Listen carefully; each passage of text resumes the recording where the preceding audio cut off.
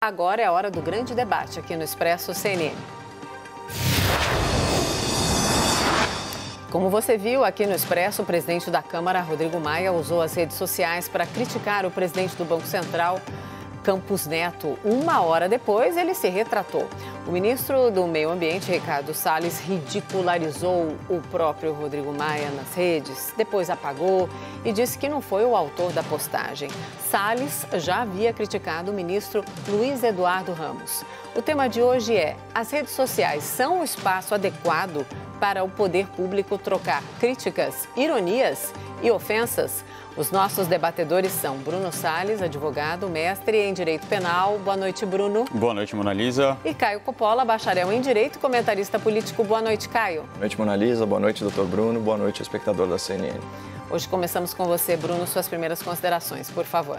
Boa noite, Caio. Boa noite, Mona Lisa. Em primeiro lugar, queria prestar solidariedade às vítimas desse atentado na França, em Nice, e à família dessa brasileira que infelizmente foi vítima desse atentado. Mas, indo ao debate, minhas amigas, meus amigos telespectadores, boa noite. Eu vou responder a pergunta do programa de maneira direta. Então, as redes sociais são um espaço adequado para que os integrantes do poder público troquem críticas, ironias ou ofensas? Não, claro que não, é evidente que não. E isso só ocorre por um motivo: por falta de maturidade. E aqui, eu não estou tecendo nenhuma ofensa pessoal a nenhuma dessas autoridades citadas que protagonizaram essas cenas lamentáveis nas redes sociais nesses últimos dias. Eu não estou falando do presidente da Câmara, Rodrigo Maia, que acusou o ministro Ricardo Salles de estar acabando com o governo há cerca de 5 dias atrás e que também usou suas redes sociais para afirmar que, abre aspas, a atitude do presidente do Banco Central de ter vazado para a imprensa uma conversa particular que eles tiveram ontem não estaria à altura de um presidente do Banco Central de um país sério. Fecha aspas. Eu também não estou falando do tweet do ministro Ricardo Salles, que na noite de ontem, respondendo ao presidente da Câmara, simplesmente chamou de nhonho. É verdade que o ministro desativou a sua conta e afirmou ter sido vítima de ataque de hackers, de uma invasão da conta do seu Twitter. Uma curiosa invasão de conta que teve um só objetivo: ofender o presidente da Câmara. Uma curiosa invasão que acaba tendo a sua credibilidade um pouco mais minada depois da divulgação de uma reportagem com fotos mostrando que o ministro Ricardo Salles se encontrava em um bar tomando vinho há mais de 3 horas com o ministro do Turismo em um bar em Fernando de Noronha. Mas a gente não está aqui para investigar se Ricardo Salles faltou com a verdade ou não. Afinal de contas, o álcool não deixa de ser um hacker que invade a nossa mente e acaba postando palavras indevidas nas nossas bocas. Quando eu falo de falta de maturidade, eu estou me referindo a um comportamento. Eu não estou me referindo a um comportamento pessoal desse ou daquele governante, dessa ou daquela autoridade. Eu estou me referindo a uma falta de maturidade social, de como interpretar, de como se utilizar, de como se adequar ao uso das redes sociais. Sem dúvida nenhuma, a popularização dessas diversas redes sociais é um fenômeno mundial que veio tornar ainda mais complexa a revolução das telecomunicações que se iniciou com a popularização da internet a partir da virada do século XXI. É uma revolução fascinante que aproximou pessoas de maneira inimaginável, mas que também tornou muito mais complexas as relações sociais e principalmente as relações políticas. A palavra política vem de polis, que era o modelo de cidade grega. Dentro da polis havia a ágora, a praça pública onde os cidadãos gregos, as pessoas livres, se reuniam para deliberar sobre os rumos da comunidade. É ali na polis, ali na ágora, que nasce a democracia, a junção dessas duas palavras do grego antigo, demos, que significa povo, com a palavra kratos, que significa poder. É claro que a gente está falando de cidades pequenas, de pequenas comunidades nas quais os considerados cidadãos eram poucos e conseguiam exercer diretamente esse poder. Praticava-se, assim, uma relação direta de democracia. O povo, legitimado a tomar as decisões para exercer o poder sobre os rumos da comunidade, manifestava os seus desejos abertamente nas assembleias populares. Obviamente, esse modelo era insustentável com o crescimento das populações e dos agrupamentos de pessoas. Seria impossível que 40 mil pessoas votassem cada assunto relativo à atuação do Estado.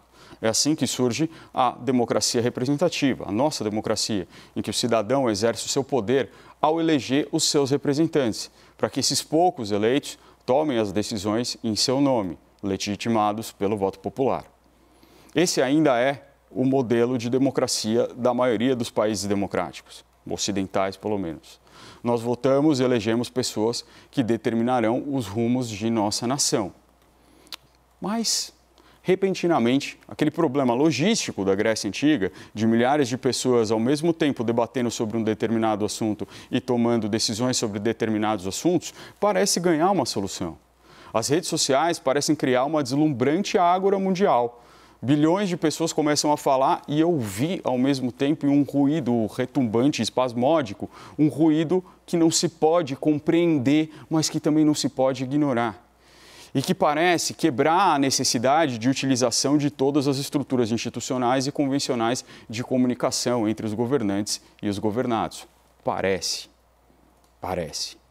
A extrema-direita ao redor do mundo, ela capta essas possibilidades de arrebanhamento de seguidores, capta a tendência ao comportamento, a esse comportamento de manada, suscetibilidade à dissonância cognitiva, e unindo o mal-estar da civilização à ansiedade do século XXI, os engenheiros do caos finalmente conseguem criar e azeitar essa máquina do ódio, para usar as expressões de Da Empoli e de Patrícia Campos Mello. Curiosamente, é na Itália, de Savonarola, que a gente vê surgir de novo os pregadores do ódio nessa nova praça virtual. Casaleggio, Beppe Grillo desencantam esse entusiasmo inicial e mostram que essa linda revolução também tem terríveis consequências para a própria democracia. Hoje, a gente se encontra nessa ágora virtual. A gente não pode evitá-la, mas ainda assim a gente parece não ter maturidade para frequentá-la. No meio dessa multidão, a gente parece sozinho, a gente não sabe como se portar. Parece que a gente pode dizer tudo o que a gente quer sem qualquer consequência. E isso ocorre também com os nossos políticos. Mas nós não podemos nos esquecer que nós ainda vivemos em uma sociedade real, com normas legais e sociais, normas que devem ser cumpridas, e na qual os nossos atos têm consequências. A rede social extrapola para a realidade e é duro a gente ver isso. De modo que, para finalizar a minha fala, eu quero dizer que o nosso amadurecimento, minhas amigas e meus amigos, depende, acima de tudo, de consequências. Caio, suas primeiras considerações, por favor. Claro. Bom, o uso das redes sociais por autoridades públicas como plataformas de divulgação, de amplificação, de críticas injuriosas, de comentários ofensivos e de postagens maledicentes aí em geral, orbita o universo das intrigas e dos mexericos, um tema exaustivamente discutido por nós aqui em outras ocasiões. E, sinceramente, quando eu me deparo com a indignação seletiva de alguns jornalistas com essa suposta quebra de decoro, eu não consigo deixar de atribuir parte do desprezo a essa nova forma virtual de ação política a um ressentimento coletivo da categoria em razão da quebra do monopólio da imprensa na comunicação pública. A grande mídia não é mais o filtro obrigatório da informação. Informação essa que, ao longo do século XXI, tem se moldado como se fosse um grande sistema rodoviário de múltiplas faixas, cruzamentos e direções, ao invés de ser aí uma via estreita de mão única do emissor da mensagem, a imprensa, para o consumidor do conteúdo, é o grande público.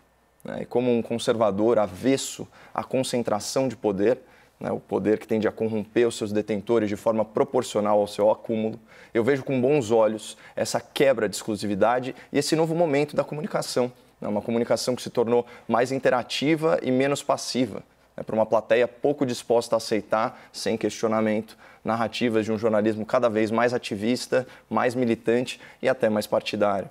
É uma novidade bem-vinda que o político contemporâneo não mais dependa da imprensa para se expressar, seja adotando uma postura ofensiva, criticando ou insultando algum adversário, seja adotando uma postura defensiva, prestando esclarecimento sobre fatos distorcidos ou falsas acusações. Até porque, se o monopólio da informação ainda pertencesse aos grandes conglomerados midiáticos, o Brasil formaria a sua opinião a partir de manchetes como essa aqui. MEC anuncia corte de 30% para todas as universidades federais. É uma notícia de 30 de abril de 2019. Seria um dado alarmante se ele fosse verdadeiro. Ocorre que o corte orçamentário representa a extinção de uma verba prevista. E o que houve, nesse caso, foi um contingenciamento, ou seja, a retenção temporária do repasse. E esse contingenciamento nunca foi de 30%, ele foi de menos de 4% do total a ser repassado. E por que isso? Porque ele se aplicava apenas às despesas não obrigatórias das universidades.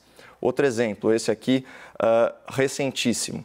Governo publica e revoga decreto sobre privatização de postos de saúde. Notícia de ontem, 28 de outubro. Eu desafio o espectador a ler os únicos 2 artigos do decreto 10.530 e encontrar qualquer palavra ou mesmo qualquer referência à privatização.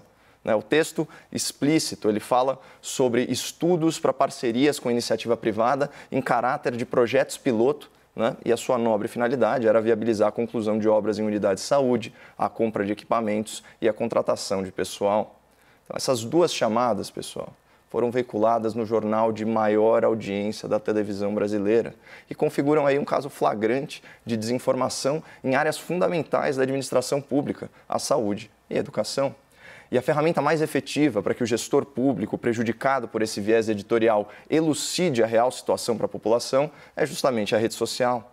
Tanto que no caso da falácia da privatização do SUS, um único post do presidente da República sobre o assunto alcançou quase 60 mil compartilhamentos, provavelmente impactando milhões de pessoas, sem a interferência do filtro ideológico, político ou até econômico de grupos midiáticos. E além do amplo compartilhamento, a postagem contabilizou mais de 200 mil interações, incluindo curtidas e comentários, o que acaba potencializando a relevância desse conteúdo.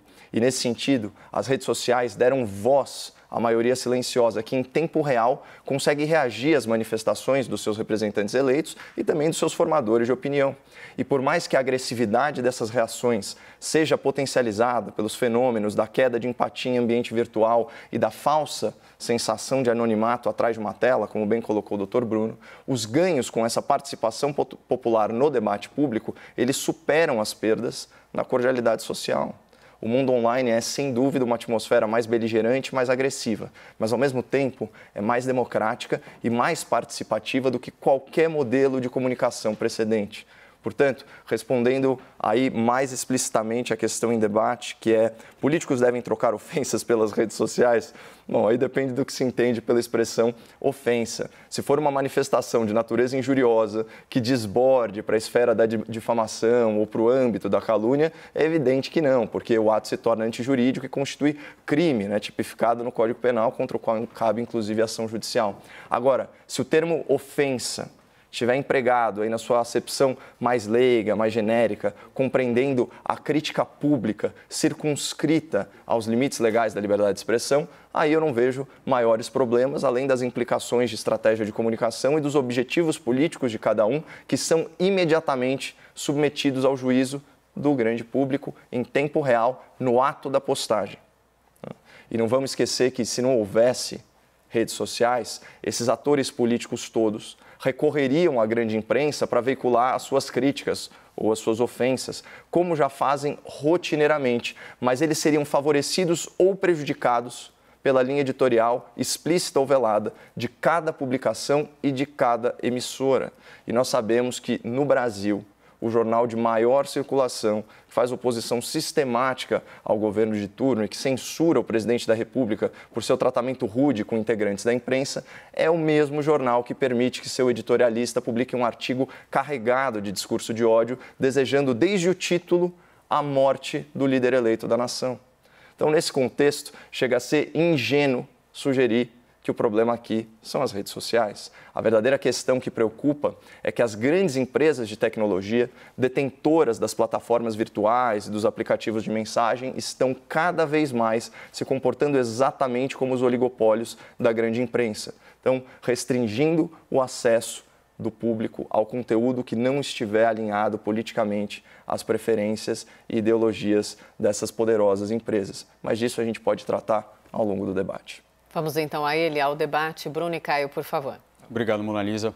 Caio, é muito interessante da sua fala essa discussão entre o presidente da República e os órgãos de comunicação sobre a interpretação daquele ofício que foi veiculado ontem sobre aqueles estudos que poderiam gerar participações público-privadas entre a administração pública na área da saúde e entre entes do setor privado. O grande problema daquele ofício é que ele era extremamente mal redigido e que sequer era possível entender qual era o objetivo dele. É a grande questão de se estudar parcerias público-privadas com a área da saúde, com o SUS, é que numa parceria público-privada, o ente particular precisa gerar lucro, ele precisa receber alguma coisa com aquilo. E foi aí que vários especialistas começaram a falar em uma espécie de privatização. De fato, não está escrito a palavra privatização, mas essa interpretação não é uma interpretação criada por esse ou aquele veículo de comunicação. É uma interpretação que foi criada por várias pessoas especialistas, dizendo que isso pode levar a uma espécie de privatização, que, se você quiser a minha opinião, eu não concordo. Eu não acho que isso aconteceria com aquele tipo de estudo. Muito bem. Mas voltando agora a essa questão sobre a imprensa, quando eu estava na faculdade ainda, Caio, eu fiz um trabalho, meu TCC, sobre a imprensa e as novas mídias digitais. Naquela época ainda nem se falava, nem se usava a expressão redes sociais, para se ter uma ideia. E nesse trabalho, que ainda foi avaliado pela professora Janaína Pascoal, estava na minha banca de TCC, eu discutia muito essa questão da quebra desse monopólio das grandes empresas. Mas havia uma diferença, há uma diferença gritante entre essa comunicação direta e a imprensa que nós chamamos de tradicional. E eu não vou chamar tradicional, vou chamar ela de eterna, porque não podemos viver sem a imprensa. É um filtro reputacional. É um filtro sobre a verdade. A imprensa erra, vai errar o tempo inteiro e vai se corrigir. Mas ela não tem o condão de espalhar notícias falsas, como acontece bastante pela comunicação direta, inclusive pelo presidente da República. Certamente a imprensa não tem a finalidade de espalhar notícias falsas, mas eventualmente ela faz isso. E faz isso, às vezes, fazendo associações descabidas, né, que tem como objetivo ulterior o assassinato de reputação. Inclusive, já que a gente usou essa expressão assassinato, basta lembrar, né, da associação pretendida num desses grandes grupos midiáticos que fazem oposição sistemática ao presidente da República, de associar o nome dele com o assassinato de uma parlamentar municipal lá no Rio de Janeiro, quando os próprios fatos, né, elencados ali no 3º, 4º, 5º parágrafos da notícia desdiziam a manchete. E falando em manchete, aqui não dá para ser mais explícito e por isso eu vou reiterar o argumento. O governo publica e revoga decreto sobre privatização de postos de saúde. Como você bem disse na sua conclusão, né, concordando comigo, não tem o menor cabimento essa interpretação e o mínimo que a gente espera, inclusive do mau jornalismo, é que ele saiba interpretar um texto, especialmente um decreto com 2 artigos. Né? E perceba, fazendo duas pontuações aí sobre a sua fala inicial, você abriu a fala dizendo sobre falta de maturidade ou sobre imaturidade desse ou daquele, enfim, parlamentar ou autoridade pública que recorre às redes sociais com esse expediente aí da ofensa. Perceba que é impossível você ter um debate honesto, um debate sincero, que não seja provocativo, que não seja ofensivo, para usar uma expressão consagrada aí pelo Jordan Peterson no debate público, inclusive, quando estava aí discutindo um tema análogo a esse. Né? Perceba que até para a gente comentar, a gente tem que fazer a crítica. Portanto, o problema não é a ofensa em si, no sentido da crítica, e muito menos o meio dela, a rede social, mas sim a gradação que pode aí, como eu disse, desbordar para os crimes. E só para fechar, Mona Lisa, porque é a última pontuação sobre a sua fala inicial, você fala da extrema-direita como se apenas um espectro político e um espectro político radicalizado usasse desse expediente. Mas não foi a extrema-direita que comparou o governo brasileiro e os seus apoiadores a nazistas, tampouco foi a extrema-direita que desejou a morte do presidente da República em um artigo assinado pelo editorialista do maior periódico do Brasil. Então, esses são os fatos contra os quais não existe argumento. Mas a extrema-direita... Como você falou Mona Lisa no meio, aí faltou o sujeito da outra frase. Como você falou, o Caio estava se referindo à argumentação, obviamente, do Bruno, para que vírgulas. Quem ligou a televisão agora não vai entender direito, mas feita a ressalva, quem está dizendo isso são eles. Vamos lá, Bruno. Como diria o doutor, eu me penitencio aí pela falta de pontuação na fala. Peço escusas, Estamos aqui atentos um ao outro. Vai lá, Bruno, por favor. Obrigado, Mona Lisa. Tudo bem. Caio, você usou duas definições de ofensa. Não estou fazendo uma crítica aqui. No começo você falou, na sua fala inicial, você disse que a ofensa era algo que podia ser injurioso, algo que podia chegar às raias da ilegalidade. E agora você falou sobre o debate público ser um pouco ofensivo. Eu usei as duas na fala inicial. Eu quero só trazer esse segundo ofensivo para ser algo que incomoda. é algo que incomoda, não precisa ser ofensivo, são coisas diferentes. Inclusive, existe aquele velho bordão jornalístico de que jornalismo, ele por princípio incomoda. Se você fala aquilo que a pessoa quer ouvir, isso não é jornalismo, isso é propaganda. Então, eu acho que aqui tem uma distinção clara. Quando a gente vê uma mensagem, aqui eu não estou dizendo, não estou entrando na questão da autoria, se foi o ministro Ricardo Salles ou não que o fez, mas chamando o presidente da Câmara de nhonho, não tem dúvida que isso é ofensivo, ou tem dúvida? Acho que a gente não tem. Isso é uma ofensa clara. Dizer, olha, o presidente Rodrigo Maia está travando a agenda de privatizações, eu não acho isso ofensivo. O ministro Paulo Guedes fez isso, né? Recebeu uma resposta um pouco ofensiva. Ali ele foi chamado de, eu não lembro a expressão na época, mas era algo como alguém fora do mundo, alguma coisa que era realmente ofensiva, era uma adjetivação ofensiva. Dá para a gente fazer essa diferença de uma maneira clara, dá para a gente fazer isso. E a imprensa está aqui exatamente para mostrar isso, para fazer essa diferença. Nós precisamos entender novamente qual é o papel da imprensa, qual é o papel editorial da imprensa, que aquele é o pensamento daquele veículo de comunicação, do papel jornalístico, que são coisas diferentes, que estão completamente segregados. É como, novamente, trago o exemplo desse próprio quadro.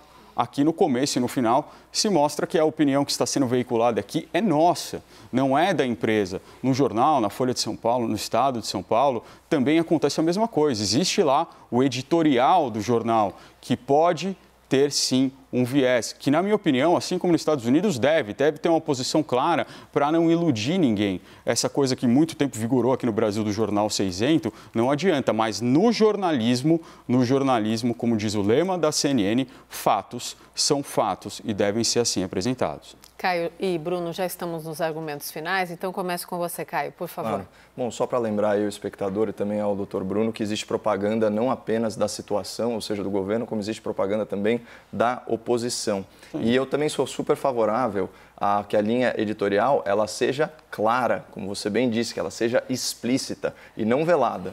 Porque se você perguntar para esses periódicos qual que é a linha política deles, eles vão mentir dizendo que são imparciais, né? Então, essa é uma situação muito importante de ser esclarecida. Mas, como eu disse no começo da minha fala, a grande preocupação é que agora as plataformas de rede social e de mensagem, elas se comportem de forma análoga justamente a esses órgãos de imprensa que podem ter posições políticas explícitas ou veladas. Tanto que hoje, aliás, foi hoje ou ontem, né, a audiência perante o Senado americano dos 3 CEOs das grandes empresas, né, o Twitter, do Google, aí também do Facebook, que engloba aí o Instagram e o WhatsApp. E só, já que acabou meu tempo, queria fechar com uma frase do Ted Cruz sobre esse comportamento censor dessas plataformas, né, que se usam aí do direito de não serem processadas pelos conteúdos publicados e fazem moderação como bem entende. Ele diz o seguinte: é coletivamente a maior ameaça à liberdade de expressão na América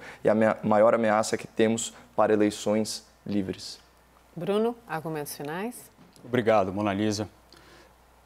É uma coisa que tem que ficar bastante clara. A liberdade de expressão, ela não é absoluta, ela precisa de regulamentação. Ela precisa, sim, de limites. Esses limites devem ser muito amplos, mas nós não podemos, por exemplo, permitir discursos de ódio. Nós não podemos permitir divulgação de imagens de pessoas sendo executadas, por exemplo, como acontecia, como os países, como algumas comunidades extremas fazem questão de o fazer por meio das redes sociais. Essas grandes empresas têm responsabilidade, sim, principalmente de evitar conteúdos que coloquem em risco a população. É por isso que essas redes sociais tiraram do ar conteúdos publicados, inclusive pelo presidente dos Estados Unidos e pelo presidente do Brasil, porque eram informações comprovadamente falsas, de divulgação, de propaganda de medicamentos que não tinham efeito. E aqui está o grande problema, porque há um efeito de manada, sim, porque essas publicações começam a ser repetidas por pessoas do nosso convívio social real e parecem ser reais. Isso se potencializa com os algoritmos que mostram só as informações que a gente já tem tendência de acreditar. Então, no final desse debate, o que eu peço ao telespectador é que sempre que receba uma informação, e aqui indistintamente, seja da imprensa, seja de redes sociais, cheque em outros lugares que você não está acostumado a checar. Olhe outras coisas que você não está acostumado a olhar, porque é só desse jeito que nós vamos conseguir evitar essa epidemia de desinformação que atinge o mundo de maneira forte hoje em dia também. Obrigada, debatedores. Bruno, boa noite, até amanhã. Obrigado, Caio, boa noite, até amanhã. Boa noite, Mona Lisa.